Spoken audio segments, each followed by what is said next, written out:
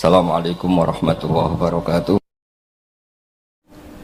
Saya akan cerita sedikit tentang tradisi hujjah. Dulu lama itu kelihatannya sederhana, tapi kalau berargumentasi itu hebat. Tadi Gus Zofur menyebut kitab Mbah Hasyim itu mengharamkan kentong. Beliau masyhur itu punya kitab namanya Al-Jasus an Tahrimin Nakus. Intinya kentong itu haram. Secara dalil ini meyakinkan sekali, karena ketika Rasulullah rembukan sama sahabat, kita dengan apa memaklumatkan orang kalau waktu sholat masuk? Ada sahabat yang usul pakai kentong, dzakalin nasoro, itu Nasrani. Ya pakai buk itu semacam trompet besar, dzakalil Yahud. Kemudian ada yang usul kalau gitu api ya Rasulullah, dzakalil Majus. Sehingga dari hadis itu Mbah Hasyim berpikir kentong itu haram. Tapi Mbah Fakih Mas Kumambang itu mengkritik Mbah Hasyim dengan ngarang kitab Hazur Ru'us an Tahrimin Nakus. Jadi beliau ngomentari kitab itu sambil geleng-geleng kepala. Kitab kok keliru nganti ngono itu. Jadi cara pikirannya siapa Ki Fakih. Kentong di Indonesia itu kanggo wedhus dicolong gitu. Pos kampling gitu. Kalau ada banjiran ya kentong, ada maling ya kentong. Jadi enggak ada persamaan sama sekali dengan kentong yang milik orang apa? Nasrani. Sehingga di pondok saya itu ada kentong tapi jelek sekali. Karena itu satu-satunya cara supaya beda dengan kentong yang di gereja. Kalau elek kan mirip kentong di pos kampling. Itu ya agak-agak ilmiah sedikit. Dulu ceritanya Gus Zofur itu saya teruskan. Itu singkat cerita, itu kalau yang di kejadian di Termas itu Mbah Dimyati sudah nyuruh semua kentong disembunyikan karena mau ada Mbah Hasyim. Cerita itu mukarrar di Kiai Fakih sama di Kiai Dimyati Termas. Setelah kentong dikumpulkan semua, Mbah Hasyim datang, seneng, ngiranya Syekh Dimyati ini sependapat dengan beliau, yaitu sama-sama nggak ada kentong. Tapi setelah itu ada santri yang matur, Mbah Dim pun beres kentong pun kula delikno sedanten.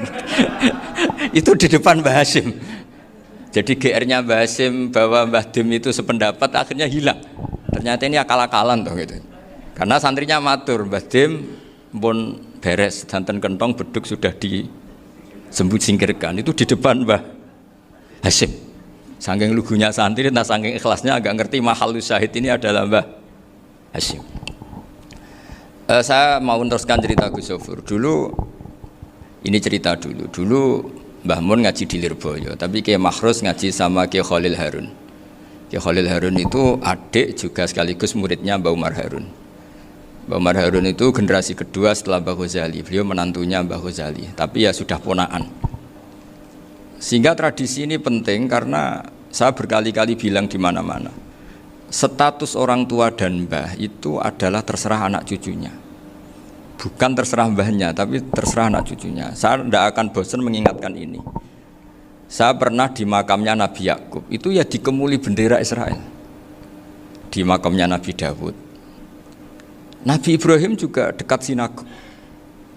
Sehingga Quran membela Nabi Ibrahim disebut maka anak Ibrahimu Yahudi wala Nasraniya, karena ketika beliau berposisi di Israel, kemudian penguasanya adalah Yahudi, bisa saja makam ini ditulisi dan distatuskan ala Yahudi.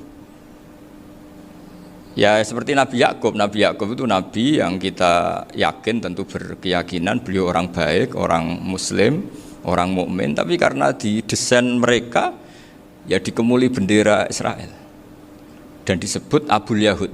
Karena kita tahu nama lain dari anaknya Nabi Yakub adalah Yahuda bin Yakub bin Ishak bin Ibrahim. Sehingga perasaannya orang Yahudi menjadi Yahudi itu yang ngikuti mbah-mbahnya. Nah khawatir saya ketika buyut-buyut kita kaya. Buyut saya itu orang kaya dulu, namanya Badur Rahman. Itu kaya sekali, tanahnya banyak. Dulu cerita Mbah Hasyim ya kaya sekali. Mbah Maksum juga kaya, Mbah Abdul Aziz juga kaya. Karena dulu itu inginnya kiai itu yo ketok sugih lah, gak ngel-ngelo santri. Tapi nanti kalau cucu-cucunya sudah tidak alim, itu tidak dianggap punya tanah itu karena untuk fasilitas santri. Aku tak kedonyan, mbah-mbahku ya kedonyan. Buktinya tanah yombo. Gitu. Karena dia akan menafsiri sesuai cara berpikir. Makanya sanad keilmuan yang diceritakan Gus Zofur itu harus diulang-ulang. Kalau nggak diulang-ulang, maka kita akan berpikir sendiri untuk menafsirkan Masyayikhonal Kiram atau Ajdadanal Kiram. Nah, ini yang bahaya, yang sering Quran mengingatkan. Jadi ada status yang disematkan oleh anak cucu kayak orang Yahuda tadi, Yahuda bin Yakub bin Ishak bin Ibrahim itu menstatuskan mbah-mbahnya yang bernama Ibrahim itu Yahudi. Sampai Quran sendiri yang bela makana Ibrahimu Yahudi wala Nasrani. Karena secara geografis sekarang Ibrahim di Israel dan otoritas itu juga milik mereka, sehingga mereka bisa masang-masang atribut yang menunjukkan kalau itu Yahudi. Beberapa al-alim al-alamah yang minnah itu sudah wafat dan kadang-kadang dzurriahnya itu tidak kita. Kalau sekarang orang bahasakan kubu sebelah. Akhirnya ya nggak boleh dikholi, nggak boleh diziarah. Terus seakan-akan yaqtaduna bi ra'yi, seakan-akan mereka berpendapat dengan pendapat syekh ini, padahal enggak. Nah, sehingga tradisi ketersambungan sanad tadi, baik secara genetik atau secara asbab, itu harus terjaga. Saya beberapa kali banyaklah sering diceritain Mbah Mun. Dulu Mbah Munawir ini cerita ya, Mbah Munawir itu hak saking senenge kitab, ben santri ini so ngaji kitab. Itu kalau ada alumni Lirboyo, alim disuruh baca muin di sini itu Mbah Munawir ikut. Saking ingin tasjiknya, ingin ngajari santri bahwa ngapal Quran udah hafal tok, tapi yo paham. Dan penggalinya Mbah Munawir itu sampai klimaknya dulu Mbah Zaini itu nate nikah sama Nyai Komariah kalau nggak salah, binti Karim, binti Manap. Punya putra Gus Habib, Gus Toha yang diantara putrinya dinikahi Gus Rozin ini. Terus akhirnya kesampaian juga ketika Mbah Munawir punya mantu alim alama namanya Mbah Ali Maksum, angsal Nyai Hasyimah. Sampai pondok Kramcak makruf bil ilmi, terutama ilmu sorof dulu karena Mbah Maksum itu komplain, fa'ala ya fulu kok terus fa'lan ya fa'ala ya fulu ya uf'ul gitu kan, masuk fi'il kok jejer isim gitu. Jadi dulu kata Mbah Mun itu ada persaingan ilmu sorof, sorofnya Mbah Maksum Ali Kuaron sama Mbah Ali Maksum Jogja. Jadi wali antok yang satu Maksum Ali Kuaron, yang satu Ali Maksum. Ya itu dulu saingan ngarang sorof. Nah ini yang menang siapa? Ya terserah duriannya. Kalau duriannya keren ya menang karena terserah yang kampanye. Saya bayangkan adekan Mbah Zubair tidak punya anak sealim Mbah Mun, mungkin kalnya Mbah Zubair juga tidak sewow kalau punya putra Mbah Mun, karena saya berkali-kali bilang kalau dalam syair Arab itu kama takarroma, kadang dilafatkan kama tasyarrofa bi Muhammadin adnanu. Orang berpikir Adnan itu siapa? Itu karena ada Nabi Muhammad SAW. Orang mencari-cari Mbah Mun itu mencari Mbah Zubair karena ada Mbah Mun. Orang mencari Mbah Dahlan karena ada Mbah Zubair. Wong kok alime ngono iku bapake sapa? Wong kok alime ngono iku putune sapa? Tapi kalau kita ini sudah ndak alim, ini orang sudah nggak tertarik nyari-nyari leluhurnya karena dianggap selesai. Jadi yang dengan tanda kutip yang menghabisi mbah-mbahnya itu ya mesti cucunya itu. Ini mau ngamuk, mau peringatan, tapi ini juga peringatan pada diri saya sendiri. Jadi sehingga zuriyah ini penting. Kenapa para nabi mesti donga zuriyatan thayyibah? Kenapa selalu berpikir tentang zuriyah? Wa ja'alaha kalimatam baqiyatan fi aqibi. Karena zuriyah ini yang nanti bisa menstatuskan leluhurnya. Seperti tadi cerita Mas Maftuh, ini tak puji betul, saya hari ini tidak ingin gojlok supaya kewalian saya tidak tergerus oleh kedoliman. Saya pernah diceritain Gus Zofur, juga sering baca buku tentang Mbah Maksum. Dulu Mbah Maksum kalau wasiat kembali ya gitu, kamu harus NU dan harus mempertahankan NU, tapi tidak dengan cara membenci Muhammadiyah.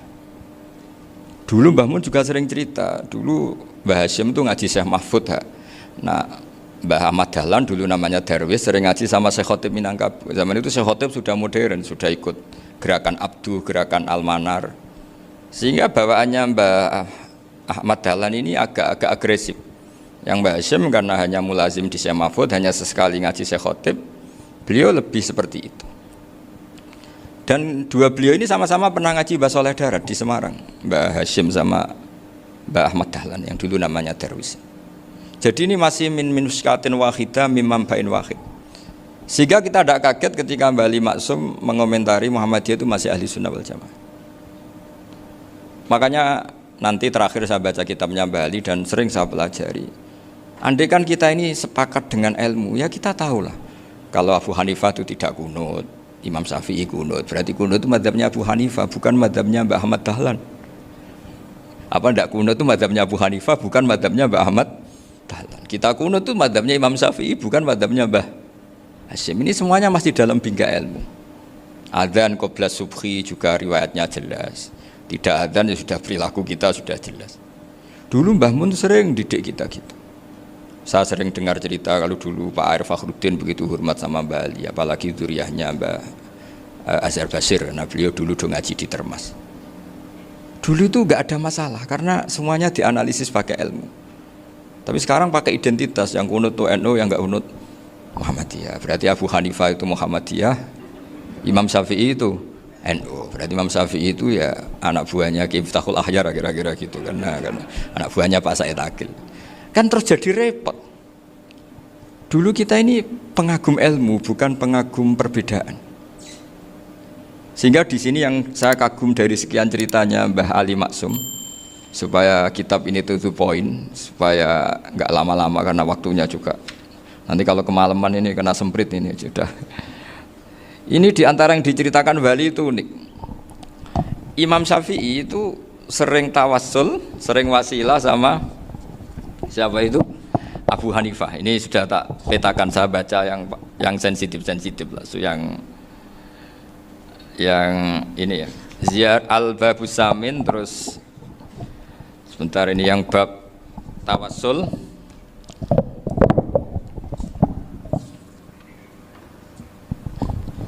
Ini halaman 90, mungkin santri-santri kerap ya bisa ngecek lagi di kitab Hujatul Ahli Sunnah. Ketika cerita tawassul, di antara yang diceritakan Mbah Ali Maksum adalah perilaku ya, bukan sekedar statement tapi apa? Perilaku. Perilakunya Imam Syafi'i atau ahwalnya kalau bahasa halusnya, yang selalu ke makamnya Abu Hanifah untuk tawassul. Padahal Imam Syafi'i itu orang yang secara ilmu sering kritik Abu Hanifah. Jadi ini saya baca ini di halaman 100, jadi tawassul mulai halaman 9 berapa ini sampai halaman ini yang qala sami'tu Syafi'iyya yaqul inni la atabarraku bi Abi Hanifah wa aji'u ila qabri fi kulli yaumin zairan fa idza uridat li hajatun shallaitu rak'atain, halaman 100, waji'tu wa sa'altu wa ta'ala al-hajat indahu fama tab'udu anni hatta tuqda.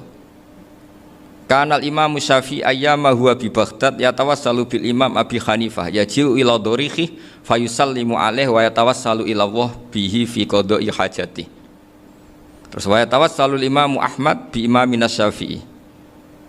Jadi di antara yang diceritakan Mbah Ali Maksum itu betapa Imam Syafi'i yang terkenal sering mengkritik Abu Hanifah dalam tatanan fikih karena beliau tidak percaya ada istihsan. Abu Hanifah berpendapat adanya istihsan, dan kita tahu lah ikhtilafu Syafi'i wa Abu Hanifah itu besar sekali. Tapi beliau itu tahu Abu Hanifah itu orang yang sangat soleh. Abu Hanifah itu kalau ketemu sama orang yang utang beliau itu yang lari bukan yang utang Abu Hanifah, karena takut orangnya itu izin. Jadi kalau ketemu yang utang di jalan itu yang sembunyi itu Abu Hanifah. Kenapa engkau sembunyi? Ada yang utang saya lewat, nanti orangnya malu. Jadi setingkat Robi'ah Adawiyah itu beliau di rumah ada maling itu sembunyi. Ditanya kenapa engkau sembunyi? Malu, gak ada yang dimaling. Malu sama malingnya karena serumah itu gak ada barang yang layak dicolong gitu. Itu Robi'ah dia sembunyi. Itu yang bisa niru itu Abu Hanifah. Jadi wali-wali besar ini ternyata saling menghormati dan saling tawassul. Nah, saya berharap tawassul ini bukan sekedar perilaku sosial, tapi memang ada sanadnya. Sehingga terus diceritakan Bali di sini dulu istaqa Umar bil Abbas. Kata siapa tawassul harus dengan Rasulullah SAW? Dulu istaqa Umar bil Abbas. Sayyidina Umar itu tawassul istisqa dengan Sayyid Abbas. Padahal kita tahu Sayyid Abbas ini tidak nabi. Terus beliau cerita sampai Imam Syafi'i tawassul sama Abi Hanifah. Sehingga nggak ada perdebatan, itu kan Umar. Kalau Umar kan ada jaminan boleh diikuti karena beliau sahabat.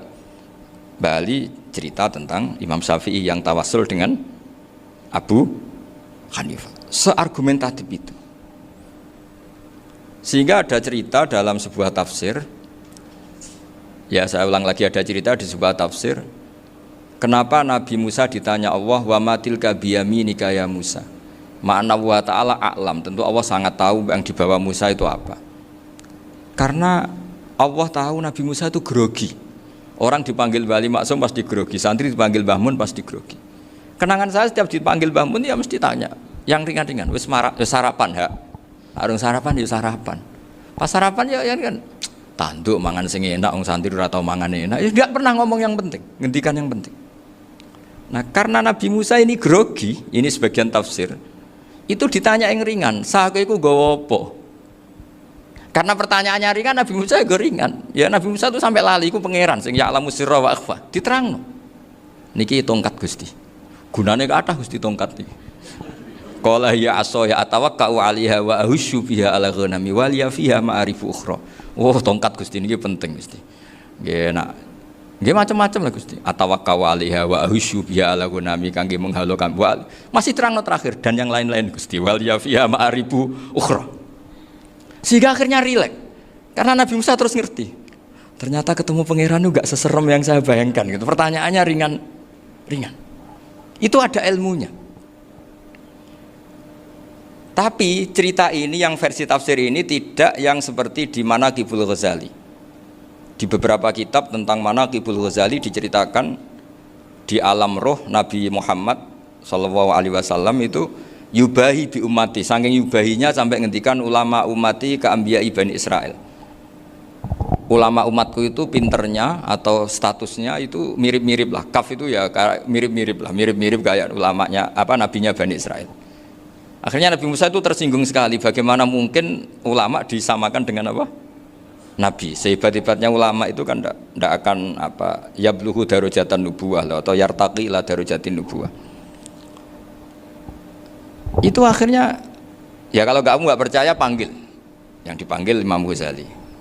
Ya Nabi Muhammad juga nggak mau kalah gitu. Kalau manggil ulama RT ya kalah keok gitu.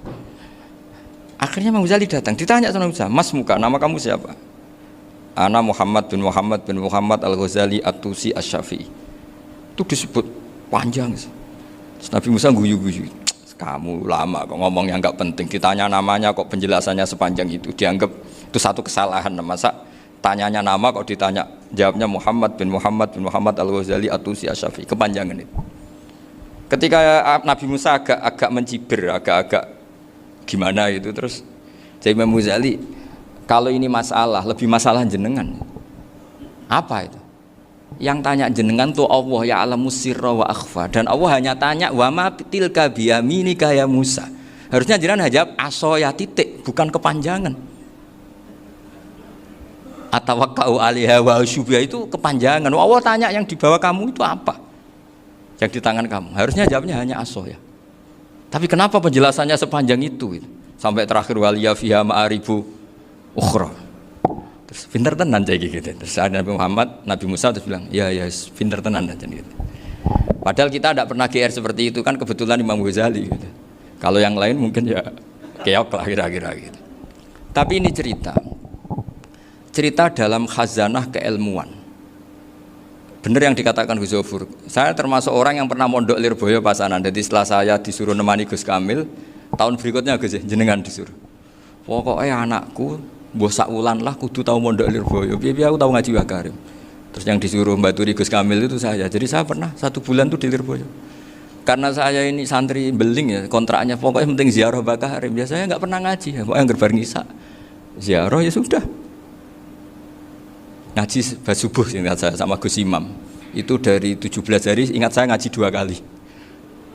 Tapi kalau ziarah ke Bakarim sudah lupa jumlahnya karena memang kontraknya disuruh ziarah. Sampai seperti itu. Dan saking senengnya bangun sama Bakarim saya masih ingat. Ngamplopi salam template itu masih ingat untuk Gus Anwar, untuk Gus Imam, untuk Gus Kafabi, termasuk untuk Gus Maksum. Itu malam-malam saya dijak ngamplopin. Zaman itu saya masih ingat selawewu. Zaman itu kos 1 bulan itu 13.000. Jadi kira-kira kalau 25.000 itu untuk kos 2 bulan. Jadi saya kursusnya itu pakai kos. Saya masih ingat Mondok Sarang itu kos 1 bulan 13.000. Berarti kira-kira 500.000 itu di amplopin sendiri sama Bang. Ini untuk Gus War, ini untuk Gus Imam, ini untuk Gus. Padahal Gus Imam ini mondoknya sudah di Mbah Mun. Itu Mbah Mun hormatnya sampai untuk jatah salam template. Nah yang ribet kebalikannya, kita pulang Gus Imam karena melihat Gus Kamil ini putrane Mbah Mun, Gus Kamil disangoni. Saya juga disangoni karena Gus Imam dulu ngaji juga sama Pak D saya, sama keluarga saya. Itu kata Gus Kamil setelah keluar, mau agak muni gua abal, boten berarti gua aku. Karena ini penting. Ini kalau sampai dianggap tukar guling, ribet deh. Jadi ditakwil sendirilah. Mau gak muni gua abal ya, boten wis, yes berarti halal. Tapi sama Mbah Mun ya ditanya. Ditanyanya bukan apa karena untuk meneruskan tradisi bahwa kalau kiai ketemu itu ya saling memberi hadiah, saling itu sudah faqaddimu baina adina juakum apa? Sodaku. Sehingga ketika Krapyak ini punya Bali Maksum alim allamah, kemudian melahirkan murid-murid yang juga ibar kayak Mbak Warsun bisa ngarang apa Kamus Al-Munawwir, Pak Bik juga punya karangan Kamus Al-Mu'asir. Saya itu punya semua. Karena ini adalah buah dari bahwa kita ini tidak kalah sama produk-produk yang di sana.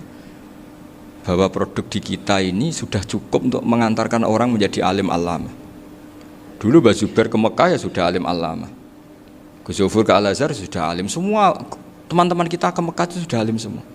Padahal produk mondoknya ya tadi mau digojlok kiai ini, terus mangkel be keamanan biasanya itu. Biasanya musuh besar pondok itu keamanan. Jadi ya bukan berarti gojlok ibunya Gus Maftuh enggak. Biasanya keamanan itu musuhnya apa?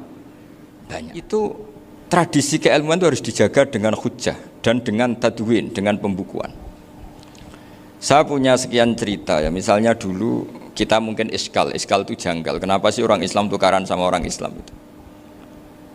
Sehingga di antara doa Nabi yang enggak dikabulkan Allah, enggak boleh dikabulkan sama Allah enggak boleh, bukan berarti enggak mustajab. Redaksinya famana aniha, memang enggak boleh. Redaksinya bukan falam yastajib lahu tapi famana aniha. Di Al-Marrah As-Salisa ini Nabi dilarang, yaitu melarang umat Islam itu jangan sampai tukaran sama umat Islam sendiri. Itu kata Allah, ya tidak bisa kata Allah, kalau itu tidak saya kabulkan.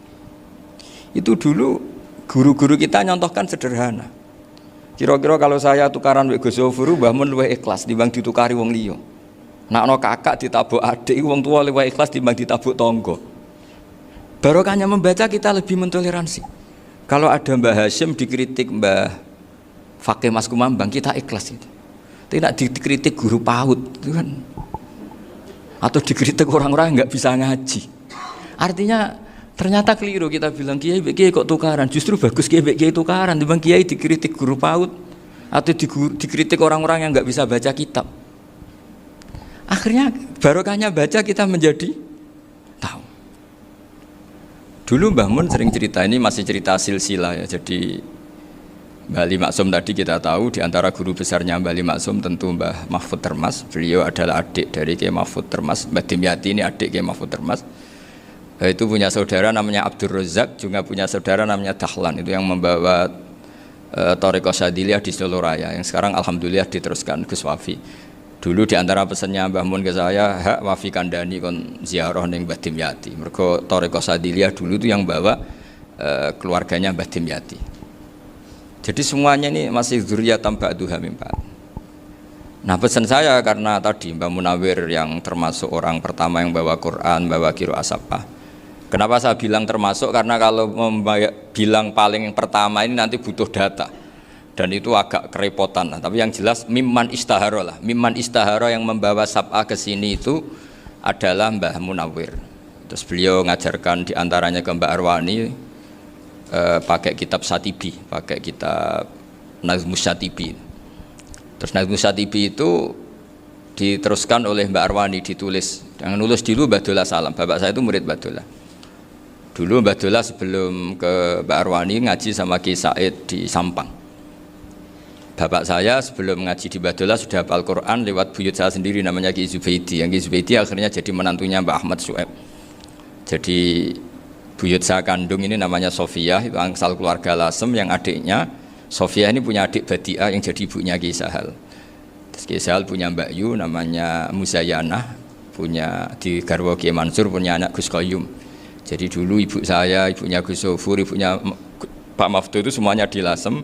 Karena saya dari keluarga Gen ya Lasem, dari keluarga sanad guru ya Lasem. Tapi Lasem Bahdawi itu dulu ngajinya di Mbah Harun di Sarang. Mbah Harun ini menangi Sayyid Ahmad Zaini Dahlan. Sayyid Zaini Ahmad Zaini Dahlan ini punya cucu keempat yang hidup di Sedan, terus makamnya di Lasem, namanya Habib Haidar. Itu yang nulis biografinya Mbah Maksum. Mbah Maksum bukan Bali, biografinya Mbah Maksum. Itu ditulis oleh Habib Haidar, namanya Haidar bin Hasan bin Sodaqoh bin Ahmad Zaini Tahlan. Nah, Habib Haidar ini menantunya Sayyid Hamzah Sato. Hamzah Sato itu Hamzah bin Abdullah bin Umar, itu kakaknya Sayyid Abi Bakar Sato, Sohibul I'anah. Nah, Sayyid Umar ini yang dulu ngajari mbahnya Mbah Mun namanya Ahmad bin Su'aib. Nah, di antara ajarannya adalah baca kitab-kitab kecil yang bisa dihafal. Dibawalah ke sarang jadi metode muhafadzah. Tapi kemudian lama-lama oleh pondok itu jadi syarat kenaikan kelas. Dulu nggak ada muhafadzah untuk kenaikan kelas ya, supaya orang alim itu harus hafal. Lama-lama dipakai syarat untuk muhafadzah. Jadi semua ini sanad harus kita ingat supaya kita bisa menjaga tradisi. Termasuk tradisi ini kiai seneng jagungan, terus ngomong ra penting. Itu juga sanad. Setahu saya Mbah Mun itu kalau ketemu bapak ya guyon terus. Saya punya kenangan tuh yang dulu agak iskal tuh begini. Ada isu lah, entah isu entah hoax entah apa, ada kaji itu agak beling itu, pokoknya beling lah gitu. Seneng siapa itu, rondo lah apa itu. Pokoknya beling gitu. Ketika Mbah Mun dilaporin tamu kalau kaji itu beling sama rondo itu, Mbah Mun tanyanya lucu. Lho ayu no cung, wayu banget Mbah. Wayu. Itu bapak juga bakas ayu nih. Dulu saya sekali ini kiai kok bakas wong ayu, bakas budine barang lah kira-kira gitu. Tapi setelah saya tambah alim, tambah ngerti itu, kata bapak gini, ya apik bakas ayu hak timbang iyakno malah qadzaf. Ternyata seni. Sekali Mbah Mun atau bapak bilang, "Kaji kok zina, kaji." Maka larinya ke qadzaf.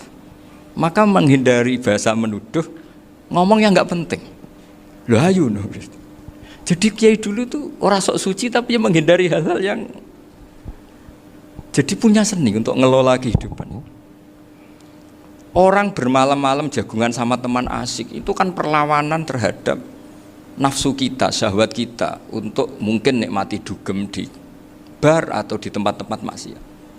Itu setan di Indonesia tuh kakuati sama Ki Jawa. Orang supaya nggak tertarik maksiat itu Ki Jawa cukup ketemu kancane masak terong guyon, gejolok-gejolokan zaman mondok, sewengi lulus sangka maksiat. Bar wis tutup. Perlawanannya sederhana, nggak pakai tahajud, nggak pakai wiridan, karena Ki Jawa juga koyoknya rapati potongan ahli ibadah gitu, jagungan gitu. Jadi setahu saya itu pernah lihat Bali itu sekali ketika beliau ngisi ceramah di Mbah Hamid Bedowi, saya masih kecil diajak bapak. Dulu kalau bapak ngelihat Bali sama Mbah Hamid itu mesti nangis, karena dua orang alim bertemu. Yang akhirnya ya bisanan itu Mbah Hamid punya anak Gus Nasih, di sini ada Mbah Nafisa, terus jadi Mbak Salih Hindun itu. Jadi dulu itu ya guyon terus ketika itu yang sering bodoni Mbah Hamid itu ya Ki Bisri. Ki Bisri itu kalau datang ke Ki Hamid Pasuruan, nak wali tenan aku teko ditata nomangan. Jadi ukurannya ya ternyata sampai sana dikeimangan tenan. Masih belum mengakui, kan nak wali tenan aku kiai rung di mobil, dongakno aku di mobil. Sudah kalah satu seri itu masih gak terima. Lalu itu Mbah Hamid akhirnya berdoa, ayo monggo, mungkin-mungkin Ki Bisri gak ada mobil. Itu setelah didoain masih tanya, mereknya apa merek? Jadi itu Mbah Hamid jawab, ya paling Holden itu. Nah, paling Holden. Itu nyari mobil itu ya adalah dapatnya Holden. Suatu saat Mbah Bisri diundang Mbah Hamid gak dikasih bisaroh. Karena utangnya sudah banyak Mbah Hamid, Mbah Bisri ini utang doa tadi. Itu ya gak dikasih besar ya gak mau kesang apa-apa kelambimu kayak aku. Didol sama muhibbinya Mbah Hamid, itu harganya melebihi jatah bisaroh. Ketemu Mbah Hamid, Kang, susu Kang, mergo. Jadi dulu itu rileks, makanya ini yang diceritakan ke Zofur. Sebetulnya kalau kiai-kiai itu bersanad itu ya rileks, hidupnya itu rileks. Karena rileks ini perlawanan terhadap kemungkaran. Saya dulu musyawarah sering sama Gus Zofur usul fikih. Itu jelas di antara yang ditulis Lubil Usul itu. Ya kita tahu tadi misalnya sanad usul fikih, Mbah Ber itu sangat al-usuli Kiai Zubair Dahlan, abahnya Mbah Mun. Punya murid di antaranya Kiai Sahal. Kiai Sahal punya karangan Thariqatul Husul fi Syarhi Lubil Usul. Itu Thariqatul Husul itu beliau ngendikan dalam mukaddimah bahwa saya bisa mensarah ini berdasar ngaji maknani sama Mbah Zubair. Terus beliau mengutip sarah itu dari kitab Nailul Ma'mul. Beliau ngendikan binus khotin khotiyah ghairi matbu'ah. Dan itu ditemukan di Kiai Mansur di Lasem, karena Kiai Mansur iparnya Mbah Sahal. Mansur bin Khalil itu diantara katibnya Syekh mahfud. Jadi semuanya ini sambung. Mbah Ber saking ahli usul fikihnya, kalau ngajar usul fikih itu kalau guyon takriran saya ini lebih memahamkan ketimbang syarah. Ya sudah, terus Mbah Zubair Kiai Fakih, terus Syekh Mahfud. Di sini Syekh Mahfud termasuk orang yang dekat Mbah Munawir sampai putrane Mbah Mahfud namanya Gus Muhammad dibawa Mbah Munawir, kemudian mondok di Termas diantaranya, terus dinikah jadi menantunya kalau nggak salah Haji Taslim di Betengan, kemudian sekarang juriahnya Mbah Mahfud di Betengan. Ini nggak boleh hilang secara seperti itu. Diantara di usul fikih diterangkan ketika diantara 5 hukum itu ada yang bernama mubah. Mubah itu boleh dilakukan, boleh ditinggalkan, dan kalau dilakukan ya tidak berpahala, tidak disiksa. Itu ada ulama yang protes nggak bisa seperti itu. Ithma min mubahin ila wa tahaqqaqu bihi tarku haramimma fa'il zamu minas sukun tarkul qatli wa minas sukut tarkul qadaf. Tidak bisa, mubah itu tidak ada. Kalau kiai jagungan semalaman itu Allah ngitungnya itu hada taroka dugem, wahada taroka delok dangdut, wahada taroka kada wa kada. Itu luar biasa. Dan kita ngikuti yang seperti itu saja. Gak usah tahajud, gak usah witir telulas kaya ora kuat timbang gremeng wis. Sewengi jagungan, setan ngenteni kita tergoda maksiat, ternyata maksiatnya sampai tutup, kiainya masih apa? Jagungan. Jadi jagungan saja ada ilmunya bahwa itu perlawanan terhadap tarkul ma'asi. Sehingga bagaimana Anda katakan mubah ini mubah, toh gunanya adalah tarkul haram. Meskipun efek mubah juga bisa tarkul wajib, wae bojo blonjo turu. Ya kan wae ngrumati ibuke turu. Itu halal wajib. Jadi mubah itu resikonya ya bisa tarkul wajib, bisa tarkul haram. Sehingga kalau sanad ini terjaga secara baik, secara kultur, saya sering juga jagungan sama Gus Yofur itu mesti tak niati gitu. Jagungan wong alim itu ibadah, dan menikmati ibadah adalah dakbul auliya wa dakbul ulama. Kata Imam Ghazali, pada akhirnya waqud buhadaddin al istilzat bil mubahat.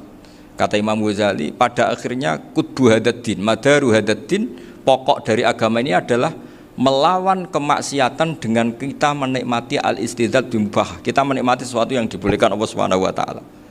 Dan seperti ini itu bisa qasmu dhuhri syaitan, bisa menghancurkan punggungnya setan. Karena kalau melawan setan dengan ibadah ini kadang kita capek selain isra potongan.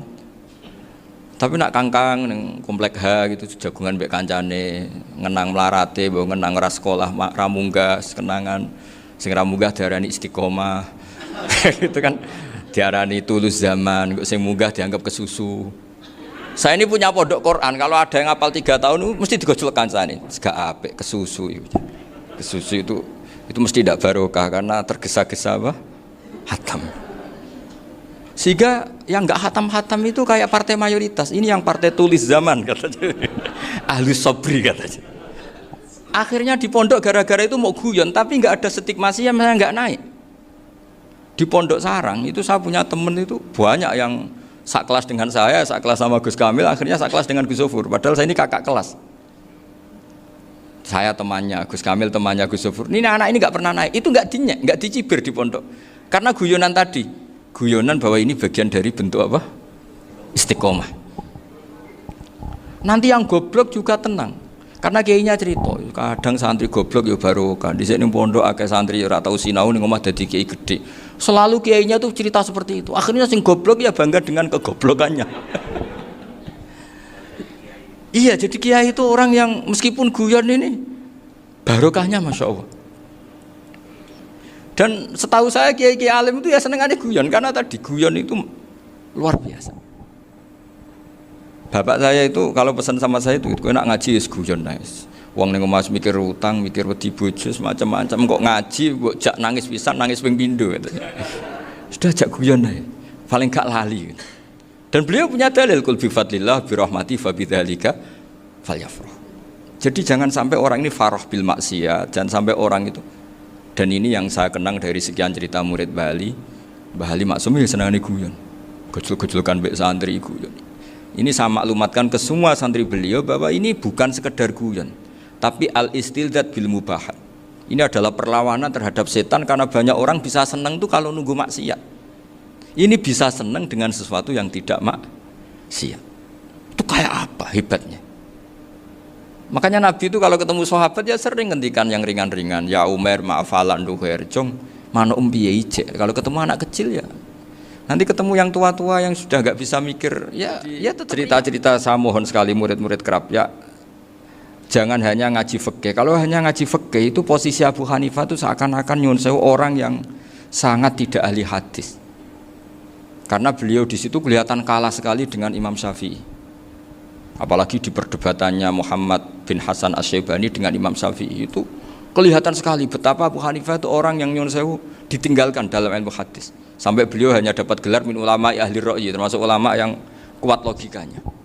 Juga harus baca kitab-kitab seperti ini. Ternyata di balik Imam Syafi'i mukhalif pada beliau di bab-bab fikih, perilakunya sangat hormat. Sampai beliau tuh kalau tawassul ke kuburannya Abu Hanifah. Dan beliau ngendikan an-nasu fil fiqhi iyalun ala Abu Hanifah. Semua orang yang ahli fikih itu masih anak buahnya Abu Hanifah. Saya berkali-kali cerita, mazhab Syafi'i itu alatut tadhir hanya dua, yaitu alma wa turab. Abu Hanifah nambahi wanar.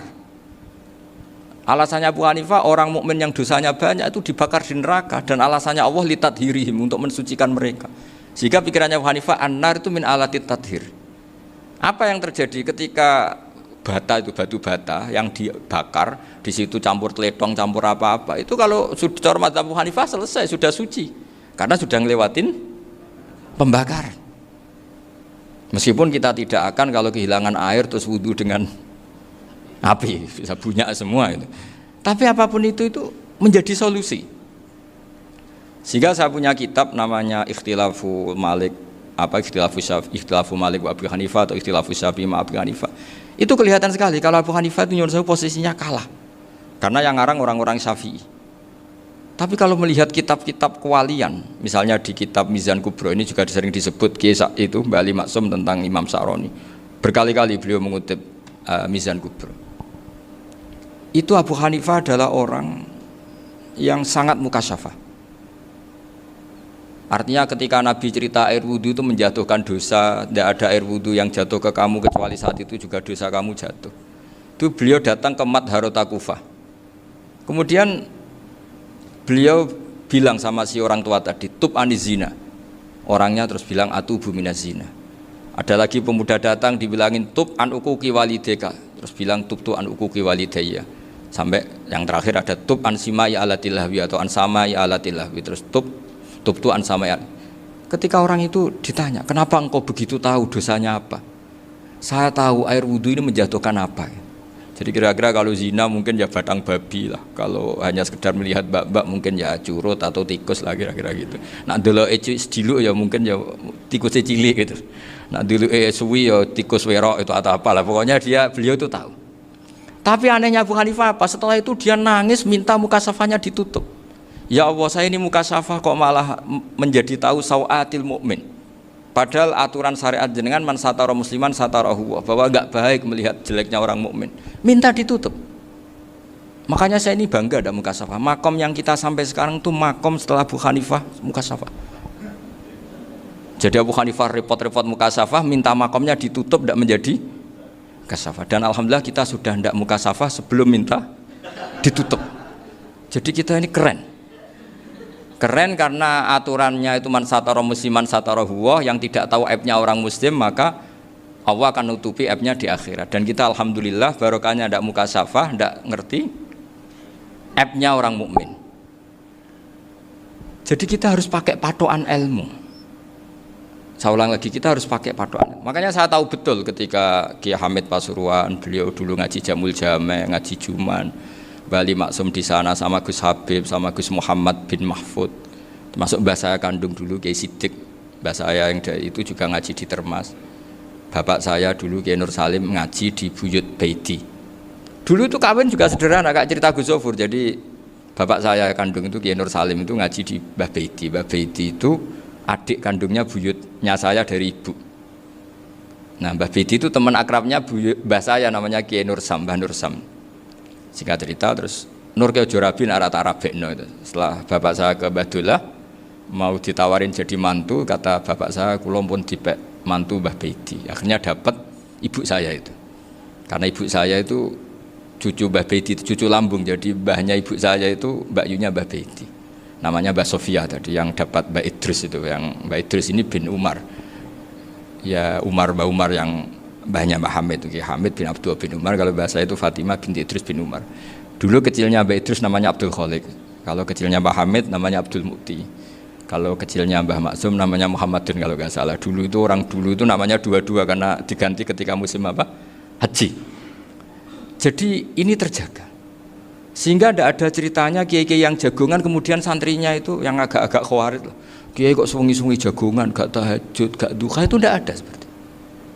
Karena ini dianggap fi'lul mubahat untuk melawan mungkarat. Jadi sehingga di kitab Ikhya diterangkan, kamu jangan ngira orang-orang soleh ketika jagungan itu min ahlil bitolah wa takasul. Itu orang-orang yang pemalas itu enggak. Tapi mereka bisa mengasyiki Allah. Bahwa dalam jagungan ketemu teman ya asik, gejul-gejulkan sama Pak Maftuh ya asik. Dan keasikan ini bentuk perlawanan terhadap keasikan harus dengan maksiat. Itu kayak apa kalau kita ngaji sampai seperti itu? Termasuk tadi yang diceritakan Pak Maftuh kitab Hunyah. Semoga beliau cerita juga pernah belajar. Saya pernah belajar kitab Hunyah khatam. Itu diantara yang diceritakan Syabdul Qadir Al-Jilani tadi, kata beliau Al-Jilani dipakai Jim Al-Jilani. Ini agak beda dengan kita. Mbah Zubair itu punya kitab namanya Al-Qolaid Al-Uluiyah. Beliau menfatwakan nama-nama ajam itu kamu bebas. Ajamiyun fasna bihi masyita. Sehingga kita kalau punya kiai harus mau qolal ustukhri, sehingga mau qolal istukhri. Tirmidzi juga nasibnya sama. Qolat rawahut Tirmidziyu. Sing sitok rawahut Turmudziyu. Yang satu rawahut Tarmidziyu. Ya karena kita keluarganya Tarmidzi apa enggak gitu. Makanya kata Mbah Mun sama masih ingat. Kata cerita Gus Zofur tadi, adabnya Gus Zofur itu cerita tentang keluarga ibunya. Padahal keluarga ibunya juga orang-orang soleh yang luar biasa. Itu kata Mbah Mun, kowe roh jenenge Imam Bukhari tahu ya. Jenenge sapa? Saya nyebut Muhammad bin Ismail bin Ibrahim bin Muhirah bin Bardasbah. Lah iya Bardasbah mbok waca Bardisbah yo. Lah cara kene mbok Parmin mbok Parlan. Jadi Bardisbah mbok Bardasbah iku cara kene yo Parmin mbok. Iku rak Mbah Fadl Senori dadi kabeh diwaca Arab. Jenenge Mbah Umar Harun. Dhisik yo wong sarang Mbah Harun mbok kira nang yo ora roh, wong dhisik yo wong kuno. Jadi kalau versi Mbah Fadl, termasuk yang pertama bikin nasab Mbah Maksum itu tulisannya Mbah Fadl yang dikutip Habib Haidar tadi. Ya saya seperti Gus Zofur juga mencari-cari hubungan ulama-ulama di Jawa. Itu Mbah Mun itu kalau bicara mbahku ono sing jenenge Kiai Serut. Kalau ditulisannya Mbah Fadl itu Syaraf. Jadi Mbah Fadl itu fanatik orang-orang alim itu ditulis Arab, kalau Mbah Mun itu Jawa. Dulu tuh ada wali seto di daerah saya. Dulu orang ya janggal, ternyata ada sato itu, kesamaan di Arabnya itu sato. Sehingga kiai-kiai itu ada fanatik Tirmidzi, Turmudi, Tarmidi, Jilani, Jailani karena ajamiyun fasna bihi masyita. Jadi kalau nama-nama ajam semonggo lah baca sekenanya sementing. Cuma mungkin tahqiqnya benar Pak Maftuh tadi, memang di Mu'jamul Buldan itu Al-Jilani bikasri jim, ya sudah kita baca Al-Jilani. Sebab itu kayak Pondok Pelosok Lirboyo itu menurut saya bagus. Orang itu maknani betul sama gurunya. Kalau sarang enggak. Kalau Pondok Lirboyo, pondok yang tadi ternyata keluarga Mbah Munawir sini pernah bisanan, yaitu Mbah Zaini pernah nikah sama Nyai Komariah ya kalau enggak salah, punya putra Gus Habib ya, Pak Toha dan sebagainya. Itu betapa hubungan pondok Quran sama pondok kitab dulu itu enggak pernah terputus. Bapak saya setelah hafal Quran itu dulu ngaji Mbah Zubair. Jadi bapak saya sering ngutip mu'en apa, padahal bapak saya itu terkenal tuh, beliau cita-citanya itu saya ingin hafal Quran kayak hafal Fatihah. Beliau itu sampai sepulahnya sekali. Karena beliau inginnya hafal Quran kayak hafal Fatihah. Termasuk murid terbaiknya Mbah Dullah bapak saya. Itu ya ngaji kitab. Sehingga kata Mbah Mun, jadi Mbah Munawir de mantu Bali Maksum, itu ya sudah dipenggali. Sudah dipenggali dituruti pangeran. Lahirlah seorang Bali Maksum yang membawa. Tadi dulu itu ya Gus Muhammad yang ngaji di Termas, nanti Mbak Arwani sebelum ngaji di sini ngaji di Tebu Ireng. Sehingga Mbak Arwani bisa ngarang kitab. Beliau ngarang kitab tentang Sab'ah. Faidul Barokat namanya. Ya nulisnya ya fasih ya. Saya punya tulisan tangannya Mbak Arwani itu banyak. Saya juga punya tulisan tangannya Mbah Hasyim Asy'ari ketika nyurati buyut saya yang di Damaran itu pakai bahasa Arab. Jadi dulu itu Mbah Ali Maksum juga sama, surat-suratannya dulu sama tokoh-tokoh Muhammadiyah ya bahasa Arab. Nah ini harus kita dengar dari abna, dari bahwa Mbah Maksum kemarin yang diceritakan Gus Zafur di Khol Mbah Maksum, kue kudu belo NU, kudu tetap NU, tapi bukan dengan cara membenci Muhammadiyah. Tadi Pak Maftuh menguatkan sanad itu dari Pak Atabik bahwa Muhammadiyah termasuk ahli sunnah wal jamaah. Karena sama-sama tidak sabus sahabat, sama-sama ikromus sahabat dan sama-sama bermadhab. Nah soal akhirnya ada beberapa yang rapati seneng ngaji, ini yang agak ribet. Tapi kamu tidak usah ngeritik Muhammadiyah agak seneng ngaji, kayaknya juga sama, kita nggak seneng ngaji juga banyak itu. Jadi kalau ngeritiknya masalah itu kan kita ya agak-agak sama. Ya jadi ternyata di sini, terus ini yang terakhir supaya nggak lama-lama, Bali juga punya sisi keras sekali. Jadi dalam hal-hal yang khas ini di halaman 87 itu keras sekali. Beliau ngendikan wahal bi jununun hatta usdira amri lil mu'minin alla yazuru rasulahum. Jadi ketika saya tadi sudah bilang bahwa beliau sering muji Ibnu Taimiyah dalam banyak hal, tapi dalam banyak hal juga beliau mengkritik Ibnu Taimiyah ketika menafsirkan la tusaddur rihal illa ila salasati masajid. Kemudian Ibnu Taimiyah tidak mentasrekkan, tidak mensunatkan ziarah kubur Rasulullah sallallahu alaihi wasallam. Beliau mengkritik. Dan cara mengkritik adalah ngendikan ulaikal ladzina yuriduna ayyahulu bainahu sallallahu alaihi wasallam wa baina ummatihi fi nakhiyatin. Itu adalah orang-orang yang ingin membuat batas antara Nabi dan umatnya. Saya termasuk terinspirasi makalah Bali ini adalah bagaimana Anda mengkafirkan orang Islam berdasar qala Rasulullah sallallahu alaihi wasallam. Wan nabiyyu asyaddun nasi syafaqatan li ummati. Wan nabiyyu akhrasun nas, orang yang paling serius supaya umatnya ini selamat. Kemudian Anda dengan hadisnya Nabi mentafrik bainahu wa baina ummati berdasar dawuh Kanjeng Nabi. Itu cek mentalani. Makanya saya itu enggak pernah keras di bab ini. Misalnya nyuruh saya ada santri sarang yang nakal. Itu saya tidak berani komentar karena saya tahu Mbah Mun itu sangat mencintai santrinya meskipun yang nakal. Saya melihat sendiri, bukan jari ada santri yang cara pelaturan pondok itu diboyong karena nakal. Itu Mbah Mun ngendikan begini, ya cung yo ke diboyong itu cara aturan pondok. Nah aturannya pangeran ngger kowe tobat dadi wong apik ya dadi wong saleh. Ya kowe kudu tetep sering rene, kowe tetep santri kudu donya akhirat. Soal pondok ya ben ana aturan, ben pancen kowe nakal nemen ya diboyong, tapi kowe tetep wong apik. Jadi karena kita tidak mungkin mentafrik bainahu wa baina talamidhi. Kita tidak mungkin mentafrik baina nabi wa baina ummati karena nabi adalah apa? Asyaddun nasi syafaqatan li ummati. Sampai saking sayangnya nabi itu ngendikan syafaati li ahlil kabair min ummati. Lho koyo apa baiknya nabi? Ora melok nakal, ora melok maksiat, tapi melok nanggung swargane. Iku waktu gali sampean wis kowe utang gak apa-apa, bangkrut gak apa-apa, sing nyaur bapak. Lho sampean ngono top tenan. Anake yo ngawur tenan maksudnya itu, tapi top tenan. Lah nabi ku umate sing dosa iku umate, nabi sing nyuwun sewu cara Jawane sing kangelan nyafaati. Karena nabi gak boleh dipisahkan dengan umatnya. Makanya kata Bali Maksum ulaikal ladzina yuriduna ayyahulu bainan nabi wa baina ummati. Itu mereka adalah orang yang ingin memisahkan nabi dengan umatnya. Masa kita ngafirkan umatnya nabi berdasar dawuh nabi?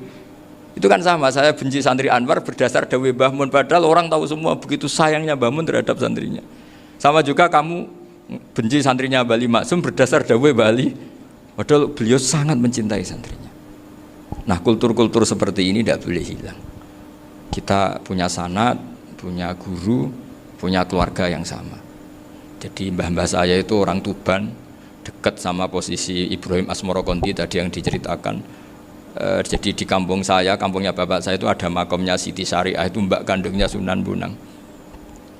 Dan bapak dulu sering ngajarin ziarah saya ke Mbak Asy'ari. Mbak Asy'ari itu bin Jumadil Kubro, berarti Mbak Asy'ari itu saudaranya Mbak Ibrahim Asmorokonti, gurunya Sunan Bonang. Jadi Sunan Bonang ke Tuban tuh karena disuruh ngaji sama Mbak Asy'ari, Mudin Asy'ari itu yang di Bejagung itu. Jadi ini semua sanatnya itu jelas, aturannya jelas. Kan Sunan Bonang bin Ampel bin Ibrahim Asmorokonti bin Jumadil Kubro lah, yang Mbak Asy'ari ini adiknya Ibrahim Asmorokonti, makamnya di Bejagung di Tuban. Dulu Sunan Bonang sebelum ngaji kemana-mana ngaji di Bejagung itu di Mbak Asari itu. Terus kemudian Sunan Bonang hidup di Lasem, di Pasujudan di Lasem. Makanya Lasem banyak orang alim karena ya dulu Sunan Bonang itu di antara aktivitasnya itu di Pasujudan di Lasem itu. Wafatnya kila di Bonang, kemudian mau dibawa orang Madura ke Madura, terus diambil Mbak Asari, pernah mbahnya karena muammar Mbak Asari, terus dimakamkan di Bonang. Jadi cara berpikir Mbah Ali ini menginspirasi saya. Kita tidak boleh mengkafirkan umatnya Nabi berdasar dawuh Nabi. Karena apa? Itu yang tidak diinginkan Nabi. Nabi itu inginnya yang di luar itu masuk, bukan yang sudah di dalam dikeluarkan. Itu kata beliau, ulaikal ladzina yuriduna ayyahulu bainan nabiyyi wa baina ummati. Orang-orang yang tidak mentasrek ziarah pada Nabi adalah orang-orang yang ingin memisahkan Nabi dengan. Dan begitu kias berikutnya, orang-orang yang sidik-sidik muni ini kafir, ini sudah enggak benar, inilah yurja khairuhu, itu orang-orang yang memisahkan. Dan lucunya berdasar dawuh Nabi. Makanya semua kalau sampai ngaji Mizan Kubro, ini kitab yang sering dikutip Bali Maksum, ketika Nabi ngintikan laisa minna man ghasyana, laisa minna man latomal hudud wa syaqqal juyub bada'a bid'awal jahiliyah, laisa minna min tilkal khoslah. Semua ulama mentafsiri laisa minna fi tilkal khoslah, bahwa dalam hal itu Islam tidak bertanggung jawab. Masa menipu berdasar dibolehkan Islam, kan tidak mungkin. Semua perilaku yang salah disebut Nabi laisa minna fi tilkal khoslah, bukan laisa minna fayakunu huwa kafirun. Tidak ada satu ulama yang mengatakan laisa minna berarti orang ini kalau menipu sudah kafir. Ketika dosa ya sak dunya kafir kabeh. Siapa enggak pernah menipu? Sekedar pernah. Siapa enggak sering menipu bahkan? Hobi kadang ya rezekinya dari nipu. Lah itu kalau betul maknanya laisa minna terus kafir, semua orang di dunia kafir. Karena siapa sih yang selain Nabi yang enggak, selain Nabi kan enggak mungkin apa? Maksum. Belum lagi menurut teori usul fikih ada nipu yang wajib. Ya kan, misalnya kita orang baik ketemu orang dolim yang memburu perempuan mau diperkosa terus bersembunyi yang kita tahu. Kita wajib nipu apa wajib jujur? Ketika orang dolim tanya, perempuan tadi kemana? Wajib nipu apa wajib jujur? Wajib nipu, karena kalau kita jujur berarti memberi peluang orang dolim menemukan buruannya. Jadi betapa alimnya. Dan ketika kitab Mizan Sa'roni dipakai Bali, dipakai Mbah Mun, saya pernah ngaji Mbah Mun, terus kita tahu maknanya laisa minna fi tilkal khoslah. Sehingga kita tidak mengatakan laisa minna dengan terjemahan letterlek tidak termasuk umatku. Kita tidak akan menambahi fakta frek fayakunu kafirun, tidak akan selamanya. Karena maknanya laisa minna fi tilkal khoslah. Kenapa kita selalu begitu? Karena enggak mungkin kita memisahkan umatnya Nabi dengan Kanjeng Nabi berdasar dawuh Kanjeng Nabi.